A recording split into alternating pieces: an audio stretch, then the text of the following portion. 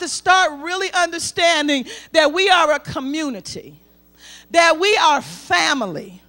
And we have to gain and earn that respect by when someone does share with us, we don't blab stuff all around. We don't put them down. We don't try to think we're better than them. Our whole purpose of knowing what you're going through is so I can comfort you, because I've been through the same thing. We got to comfort one another. He comforts us in all of our tribulations. And tribulation means something that weighs you down. And if you ain't never been weighed down, hang around. If you ain't never had something, whether it's in church or related to church or from outside of church, from family, from work, you got stuff that will make you feel heavy.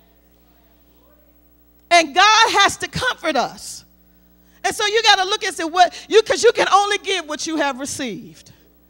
See, sometimes we try to jump ahead of ourselves. That's why the scripture says, after you've been comforted, you can't comfort me while you still emotionally distraught yourself. Not until you've been delivered emotionally can you tell me this is what God will do. You can't comfort me if I'm struggling with my flesh and you only been celibate for 72 hours. You got to have a testimony. You got to have walked this thing out for yourself. And then you can say, listen, I've been celibate for 10 years. I'm a witness. God will keep your body. Some of us try to comfort in an area in which we have not yet been comforted. Tell somebody you got to get it before you can give it.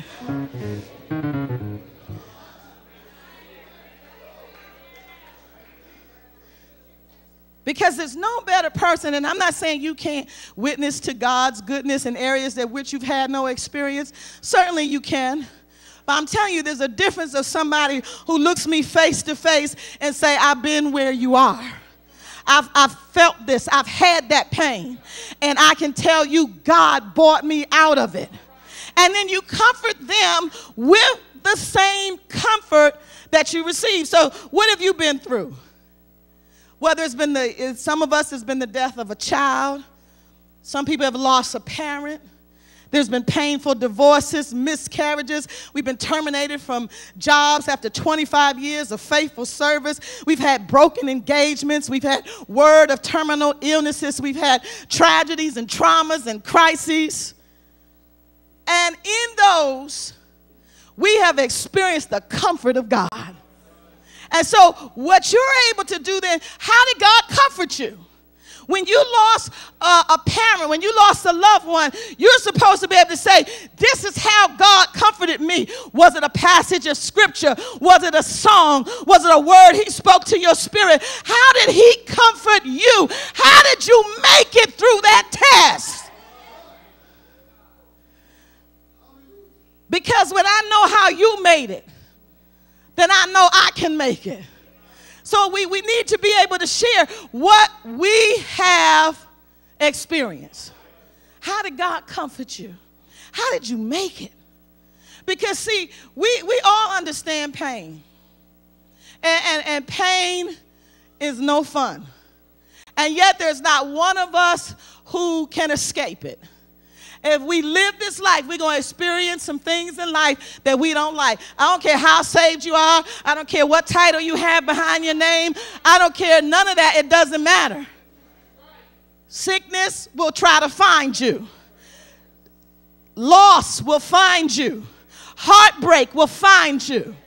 And you have to know that God is the God of all comfort, and you are anointed to comfort somebody else. How many times do we see people crying on our jobs about various things? And we don't offer them anything. And you've been through what they've been through. And this is what the scripture's saying. You've been through what you've been through so that you could comfort. He comforts us in all our troubles so that we can comfort those in trouble. Wait a minute, you mean this wasn't just for me? You mean God didn't bring me through this grief just so I can say, oh my God, I can't believe God brought me through that grief? You mean God didn't bring me through this test just so I can say, look at what God has done for me? No, he comforted you so that you could comfort somebody else.